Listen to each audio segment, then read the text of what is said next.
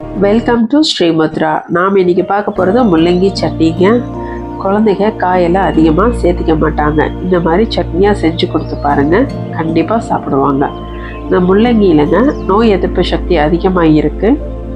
இதயம் சம்மந்தப்பட்ட பிரச்சனை இருக்கிறவங்க கண்டிப்பாக இந்த காயை சேர்த்திக்கணுங்க.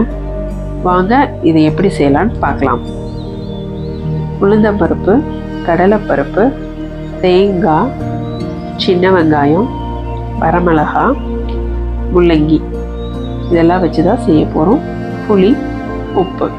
ஃபஸ்ட்டு எண்ணெய் ஊற்றிக்கோங்க. உளுந்தம்பருப்பு 1 ஸ்பூன் எடுத்திருக்கேன். கடலைப்பருப்பு, உளுந்தம்பருப்பு ரெண்டும் ஒரு ஸ்பூன் எடுத்து நல்லா வறுத்துக்கோங்க. நல்லா வறுக்கணும். நல்லா வறுத்ததுக்கப்புறம் சின்ன வெங்காயம், வரமிளகாயும் போட்டு அடுத்தது வறுக்க போகிறோம்.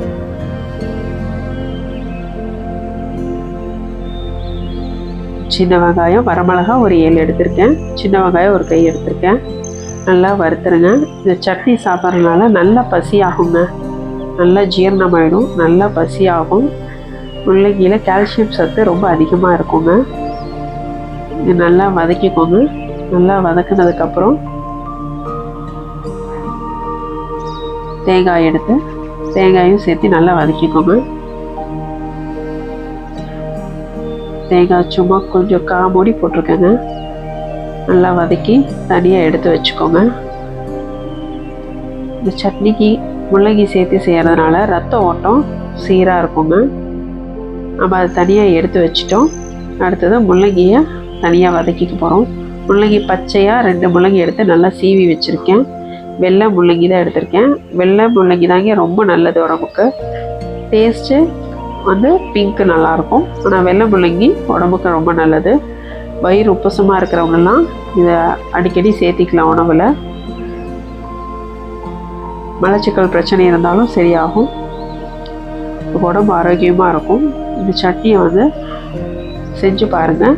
இது நல்லா பாருங்கள், இது நல்லா வதக்கிடணும். இந்த முள்ளங்கி வந்து நல்லா, ஏன்னா பச்சையாக நம்ம வந்து வதக்குறோம், வேக வைக்கல. அதனால் நல்லா வதக்கிட்டு எல்லாம் இது வரைக்கும் வதக்கிறது எல்லாத்தையும் ஆட் பண்ணி நல்லா வதக்கிடுங்க.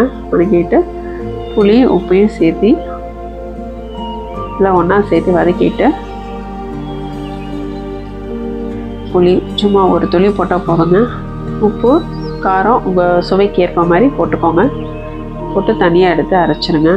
இந்த மாதிரி செஞ்சு பாருங்கள், உடம்பு ஆரோக்கியமாக இருக்கும். இந்த வெய்ய காலத்தில் இந்த சட்னி வந்து ரொம்ப முக்கியங்க. நமக்கு நீர் தன்மை அதிகமாக கிடைக்கும். இது நல்லா ஆற வச்சதுக்கப்புறம் மிக்சியில் போட்டு நல்லா ஓட்ட போகிறோங்க. நல்லா ஓட்டிட்டு நீங்கள் இதை கல்லாட்டவும் யூஸ் பண்ணலாம், இல்லை தண்ணி ஆட்ட தேங்காய் சட்னி ஆட்டவும் நீங்கள் வந்து இதை யூஸ் பண்ணிக்கலாம். நல்லா மசிச்சுட்டு தாளிக்க போகிறோம். எண்ணெய் ஊற்றி கடுகு, உங்கள் காரத்துக்கு ஏற்ப இதில் வரமிளகா கூட சேர்த்து தாளித்து போட்டுக்கலாங்க. கடுகு, கருவேப்பிலை போட்டு தாளிச்சிட்டு நீங்கள் இதில் வரமிளகா வேணும்னா சேர்த்துக்கோங்க. சேர்த்துட்டு நம்ம கருப்பு கவுனி கஞ்சி இதெல்லாமே பண்ணும்போது இதெல்லாம் தொட்டுக்கலாம். உங்களுக்கு ரொம்ப ஹெல்த் பெனிஃபிட்டாக இருக்கும். நல்லா தாளித்து கொட்டிடுங்க. இந்த மாதிரி செஞ்சு சாப்பிடுங்க, ஆரோக்கியமாக இருக்கலாம். நம்ம முள்ளங்கி சட்னி ரெடி. இது குழந்தைகளுக்கு கண்டிப்பாக கொடுத்து பாருங்கள். நமக்கு நாமே மருத்துவர்.